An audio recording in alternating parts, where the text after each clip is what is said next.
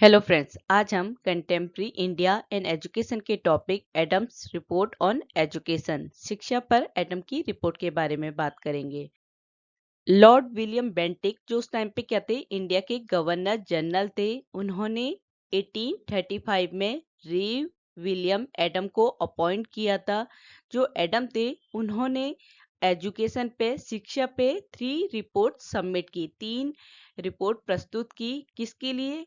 उसके सुधार से रिलेटेड, मतलब एजुकेशन के सुधार के लिए, रिफॉर्म्स के लिए उसने सर्वे किया और उसके अकॉर्डिंग 3 रिपोर्ट सबमिट की, 3 रिपोर्ट क्या की, प्रस्तुत की। उसका जो ये 3 रिपोर्ट थी वो किस पे बेस्ड थी? सर्वे पे। उसने जो भी एजुकेशन से रिलेटेड सर्वे किया उसके आधार पर ये 3 रिपोर्ट्स बनी हुई थी।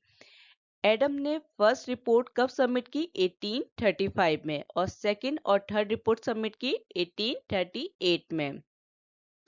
जो एडम थे उनकी फर्स्ट रिपोर्ट किससे रिलेटेड है? Educational data. उन्होंने अपनी पहली रिपोर्ट में जो शैक्षिक डेटा था, एजुकेशनल डेटा था, उसे शामिल किया। इस रिपोर्ट में एडम ने क्या डिस्क्राइब किया, किस चीज का वर्णन किया?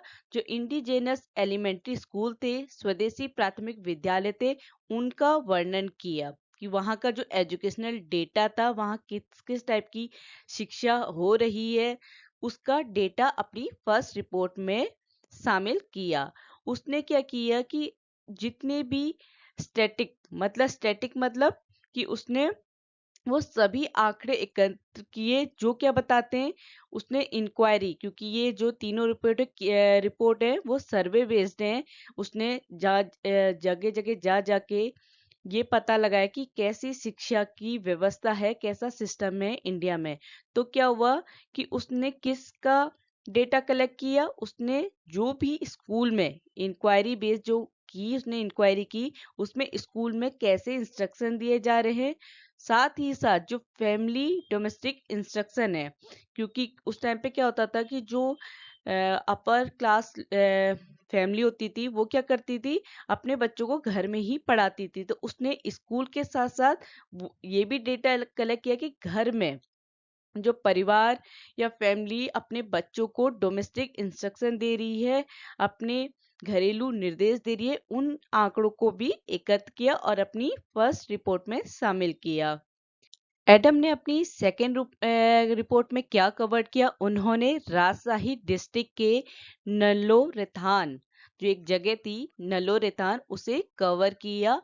उसमें क्या था कि 1,95,296 आबादी वाला, मतलब वहां पे कितनी आबादी थी, कितनी पॉपुलेशन थी? 1 लाख या 1,95,296 पॉपुलेशन थी, जिसमें 1,29,640 मुस्लिम थे और 65,656 हिंदूज थे। तो वहां पे कितनी पॉपुलेशन थी? 1,95,296 पॉपुलेशन वाले राजशाही जिले के नलोरेथान को कवर किया उसने अपनी सेकेंड रिपोर्ट में। इस रिपोर्ट में 2 टाइप के स्कूल थे, 2 प्रकार के विद्यालय थे। एक तो क्या था, रेगुलर स्कूल थे, जो किसके सिमिलर थे? जो मॉडर्न स्कूल है, जो नियमित स्कूल है, रेगुलर स्कूल है, वो किसके समान था? आधुनिक स्कूलों के समान था। दूसरा था डोमेस्टिक स्कूल, या वो स्कूल जहाँ पे फैमिली मेंबर अपने बच्चों को पढ़ाते थे। क्योंकि घरेलू स्कूल कौन से थे? क्योंकि मैंने अभी आपको बताया कि पहले से क्या होता था कि जो अपर क्लास थे वो अपने घर में ही पढ़ा, या तो जो एजुकेटेड उसके फैमिली मेंबर्स है वो अपने बच्चे को पढ़ाएंगे, या वो किसी टीचर को अपॉइंट करेंगे अपने बच्चों को पढ़ाने के लिए। तो एडम ने अपनी सेकेंड रिपोर्ट में क्या बताया कि 2 टाइप के स्कूल थे। पहला तो रेगुलर स्कूल जो मॉडर्न स्कूल के समान था, दूसरा डोमेस्टिक स्कूल जहाँ पे फैमिली मेंबर्स बच्चे को पढ़ाते थे या टीचर अपॉइंट किया जाता था बच्चे को पढ़ाने के लिए। अब क्या है कि जो एलिमेंट्री स्टेज थी, प्राथमिक स्तर था, वहां पे टोटल जो डोमेस्टिक स्कूल के बच्चे थे, मतलब जो घर में घरेलू शिक्षा ले रहे हैं, वो कितने थे? लगभग वो थे 2,360, 2,360। तो कितने डोमेस्टिक स्कूल या कितने स्टूडेंट थे डोमेस्टिक स्कूल में? 2360। उससे उसने क्या निष्कर्ष निकाला, क्या फाइंडिंग करी इस डेटा के बेस में? उसने पहला ये फाइंडिंग आउट किया कि एज ऑफ एडमिशन, कि बच्चे की जो प्रवेश की आयु थी एलिमेंट्री स्टेज में वो क्या थी? एलिमेंट्री स्कूल में 8 थी एडमिशन की एज, और लिविंग एज क्या थी कि जब बच्चा स्कूल को छोड़ दे रहा है वो एवरेज एज थी 14 ईयर्स। मतलब बच्चा एडमिशन किस एज में ले रहा है? 8 साल में, और स्कूल छोड़ कौन सी एज में रहा है? 14 या 14 वर्ष की आयु में। उस टाइम पे क्या था, वैसे तो पहले के टाइम पे फीमेल एजुकेशन दी ही नहीं जाती थी, पर जो नलो रेथान की बात हो रही है, जो राजशाही जिले के नलो रेथान की बात हो रही है, वहां पे क्या था? नो फीमेल एजुकेशन, कोई भी महिला शिक्षा नहीं दी जाती थी। तीसरी थी कि वहां पे क्या थे? 10 बंगाली स्कूल, 10 बंगाली स्कूल थे, और 4 पर्शियन स्कूल और 4 फारसी स्कूल थे।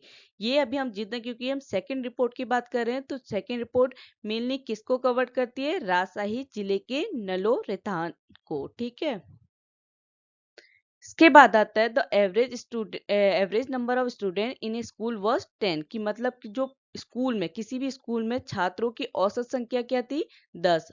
औसत मतलब कि वो हर एक स्कूल का एवरेज, किसी स्कूल में ज्यादा भी हो सकते हैं, किसी में कम होते हैं, पर एवरेज क्या है? औसत संख्या क्या थी? 10 थी। वहां पे क्या है कि there was 11 Arabic school for teaching Quran, और कुरान पढ़ाने के लिए कितने अरबी स्कूल थे, कितने अरेबिक स्कूल थे? 11 अरबी स्कूल थे कुरान पढ़ाने के लिए। जो लिटरेसी रेट था उस टाइम पे, लिटरेसी परसेंटेज कितनी थी? 6.1%। जो कॉलेज थे, महाविद्यालय थे, वहां पे जो फूड, लॉजिंग एंड एजुकेशन, वहां पे खाना भी, आवास और शिक्षा तीनों क्या है? निशुल्क पढ़ाई जाती थी महाविद्यालय में। ठीक है, there was no indigenous college conducted by Muslim, कोई भी जो स्वदेशी कॉलेज था या आप कह लीजिए देसी कॉलेज था, वो मुसलमान द्वारा नहीं संचालित किया जाता था। कोई भी मुस्लिम उस इंडिजीनियस कॉलेज को संचालित नहीं करता था। ये सब सेकंड रिपोर्ट में लिखा है एडम की। ठीक है, there were 38 Sanskrit colleges with 397 student. वहां पे कितने संस्कृत कॉलेज थे? 38 संस्कृत कॉलेज थे, जहां पे छात्रों की कुल संख्या कितनी थी? 397। इस जो भी डेटा उसने स्टैटिक डेटा कलेक्ट किया, उसके अकॉर्डिंग जो मेल लिटरेसी रेट था वो था 6%, और ओवरऑल लिटरेसी रेट था 3.1%। ठीक है, इससे आपने ये जो भी हमने पढ़े कि ये सब क्या था? एडम की सेकंड रिपोर्ट में लिखा था कि जो राजशाही, मैं दोबारा रिपीट कर रही हूँ जिससे आपको याद हो जाए, कि राजशाही जिले के नलो रेतान एरिया को कवर किया था, उसके अकॉर्डिंग उसने जो भी डेटा कलेक्ट किया उसके अकॉर्डिंग ये उसने ऑब्जर्व किया, ये फाइंड आउट किया कि उस टाइम पे एजुकेशन की का जो सिस्टम था वो ऐसा था नलो रेथान में। एडम्स ने अपनी थर्ड रिपोर्ट में किन डिस्ट्रिक्ट को कवर किया? उन्होंने बंगाल और बिहार के डिस्ट्रिक्ट को, जिलों को कवर किया अपनी थर्ड रिपोर्ट में। जैसे सेकेंड रिपोर्ट में राजशाही जिले के राजशाही डिस्ट्रिक्ट के नलो रेथान को कवर किया, और थर्ड रिपोर्ट में बंगाल और बिहार, बंगाल और बिहार के डिस्ट्रिक्ट को कवर किया। साथ ही साथ उन्होंने जो इंडिजेनस स्कूल थे, जो देसी स्कूल थे या स्वदेशी स्कूल थे, उनके रिफॉर्म का रिकमेंडेशन अपनी थर्ड रिपोर्ट में कवर किया। मींस कि जो भी देसी स्कूल हैं उनके कैसा रिफॉर्म हो, कैसे सुधार हो, उसके लिए अपनी सिफारिशों को शामिल किया अपनी थर्ड रिपोर्ट में। एडम ने अपनी थर्ड रिपोर्ट में माना कि उनकी जो थर्ड रिपोर्ट है वो सिर्फ क्या है? एस्टिमेटेड है। उन्होंने सिर्फ इस बात का जो भी डेटा कलेक्ट किया है एजुकेशनल डेटा, वो सिर्फ क्या है? एस्टिमेटेड है, अनुमानित है। क्योंकि क्या था कि ये डिस्ट्रिक्ट को कवर करने की बात है, तो उनका मानना था कि मेरे एजेंट हर एक डिस्ट्रिक्ट के, हर एक गांव के, हर एक परिवार से जो डेटा है उसे कलेक्ट करना पॉसिबल नहीं है, क्योंकि एक डिस्ट्रिक्ट है वो बहुत बड़ा डिस्ट्रिक्ट है, तो उसमें उतने ही विलेज होंगे, उतने ही क्या होंगे, उनमें घर होंगे, उतने ही लोग होंगे। तो हर एक के घर जाके फिजिकली ये डेटा कलेक्ट करना पॉसिबल नहीं है। तो एडम्स ने माना कि उसकी जो रिपोर्ट है, थर्ड रिपोर्ट, वो सिर्फ क्या है, एस्टिमेटेड है, वो सिर्फ अनुमानित है। तो रिपोर्ट का फर्स्ट पार्ट जो है वो रिपोर्ट में क्या बताता है, जो मुर्शिदाबाद, वीरभूम, साउथ बिहार और तिरहुत है, उसका जो भी डेटा उसने या आंकड़ा एकत्र किया उसकी रिपोर्ट के फर्स्ट पार्ट में था। सेकंड पार्ट में उसने जो भी इंडिजिनस स्कूल के लिए रिफॉर्म है उसको प्रपोज किया कि कैसे स्वदेशी विद्यालयों में सुधार हो, इसका प्रस्ताव दिया अपने दूसरे भाग में। तो जो उसकी थर्ड रिपोर्ट थी एडम की, वो क्या थी, समराइज थी। जो भी फर्स्ट और सेकंड रिपोर्ट का जो भी डेटा है उसका समराइज था, उसका संक्षेप में वर्णन था उसकी थर्ड रिपोर्ट। और थर्ड रिपोर्ट में उसने कौन से एरिया कवर किए, मुर्शिदाबाद, वीरभूम, साउथ बिहार एंड तिरहुत। और साथ ही साथ उसने इंडिजिनस स्कूल के रिफॉर्म के लिए भी अपना प्रपोजल दिया, प्रस्ताव दिया।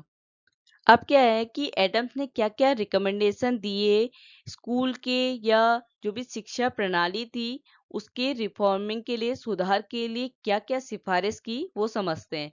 एडम्स ने क्या है, सबसे पहले वो जो स्वदेशी शिक्षण संस्थान है उनकी पहचान की, जो भी इंडिजिनस एजुकेशनल इंस्टीट्यूट थे उनको आइडेंटिफाई किया। ये फॉलोइंग टाइप्स के जो इंडिजिनस एजुकेशनल इंस्टीट्यूट थे उस टाइम पे, पहला था पाठशालाएं, दूसरा था मदरसा, तीसरा था अरेबिक स्कूल, चौथा था वर्नाकुलर स्कूल और पांचवा था पर्सियन स्कूल। ये सब क्या थे, जहाँ पे देसी शिक्षा प्रोवाइड होती थी। पाठशाला में संस्कृत, मदरसा में उर्दू, अरेबिक स्कूल में अरबी, वर्नाकुलर स्कूल में मातृभाषा और पर्सियन स्कूल में फारसी पढ़ाई जाती थी। सेकेंड रिकमेंडेशन क्या था कि इंडियंस एंड यूरोपियन के कोलैबोरेशन से, भारतीय और यूरोपीय लोगों के सहयोग से Bengali, Hindu and Urdu text book, जो नई टेक्स्ट बुक की एक श्रृंखला बनाई गई, एक सीरीज बनाई गई, किसकी, बंगाली, हिंदू एंड उर्दू की। कौन सी क्लास से, 1 से 4 तक। क्या किया, जो इंडियंस और यूरोपियन उनके सहयोग से एक नई पाठ्य पुस्तकें, एक नई टेक्स्ट बुक बनाई गई, जो कौन सी क्लास से थी, 1 से 4 तक क्लास की, और वो किस भाषा में थी, बंगाली, हिंदू और उर्दू में। तीसरा रिकमेंडेशन था कि जो एडम है उन्होंने क्या कहा कि जो इंडिजिनस स्कूल हैं, जो स्वदेशी स्कूल हैं, उनकी ट्रेनिंग टीचर, जो शिक्षकों के प्रशिक्षण है, उसमें क्या हो, जो वर्नाकुलर डिपार्टमेंट हो, जो मातृभाषा डिपार्टमेंट हो इंग्लिश स्कूल का, उसको नॉर्मल स्कूल में कन्वर्ट किया जाए। क्या कहा उन्होंने, जो स्वदेशी स्कूल है उनकी ट्रेनिंग टीचर्स, जो शिक्षकों के प्रशिक्षण की बात है, उसमें क्या है, जो वर्नाकुलर डिपार्टमेंट है, क्योंकि वहां पे उस टाइम पे क्या था, एडम से पहले मैकाले ने कहा कि जो शिक्षा होनी चाहिए वो इंग्लिश में होनी चाहिए।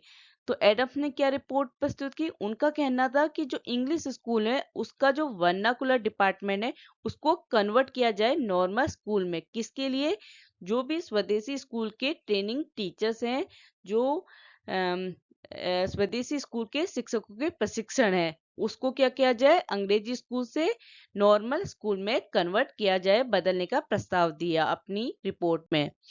उन्होंने ये सजेस्ट किया कि क्या होना चाहिए, 4 साल का एक एक कोर्स होना चाहिए शिक्षकों के लिए, टीचर्स के लिए, जिसमें क्या हो, 1 साल में 3 महीने वो स्कूल में इस चीज की पढ़ाई करें कि कैसे उन्होंने बच्चों को पढ़ाना है। तो उन्होंने क्या सजेस्ट किया कि टीचर्स को एक स्टडी करनी है, एक अध्ययन करना है, कब तक, 4 साल तक, जिसमें क्या हो, 1 साल में वो 3 महीने पढ़े, इन स्कूल में अध्ययन करे।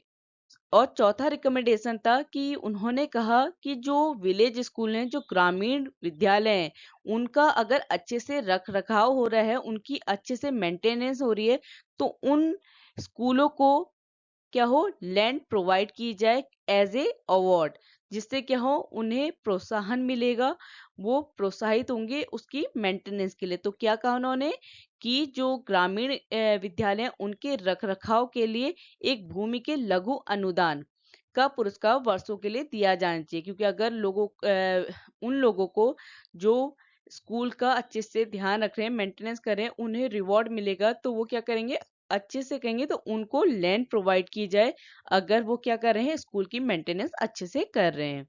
फिफ्थ रिकमेंडेशन है कि उन्होंने क्या कहा कि जो भी डिस्ट्रिक्ट है उसमें एक एग्जामिनर इंस्पेक्टर को अपॉइंट किया जाए। वो इंस्पेक्टर क्या करे, एग्जामिन करे कि उसके एरिया में, या सर्वे करे कि उसके एरिया में जो एजुकेशन सिस्टम है, like supply of text book, distribution of grants, record of teacher, examination system, ये सब क्या है, सही से रन कर रहे हैं या नहीं कर रहे हैं। तो क्या कहा उन्होंने अपने फिफ्थ रिकमेंडेशन में कि हर एक जिले में एक परीक्षक निरीक्षक की नियुक्ति हो, और वो परीक्षक क्या करे, अपने क्षेत्र का सर्वेक्षण करे, जिससे शिक्षा व्यवस्था जैसे पाठ्य पुस्तकों की आपूर्ति, अनुदान वितरण, शिक्षकों का अभिलेख, परीक्षा प्रणाली, ये सब सुचारू चल रहे हैं या नहीं चल रहे हैं। सब हम जानते हैं कि जो इंडिया है वो क्या है, विविड लैंड ऑफ एग्रीकल्चर।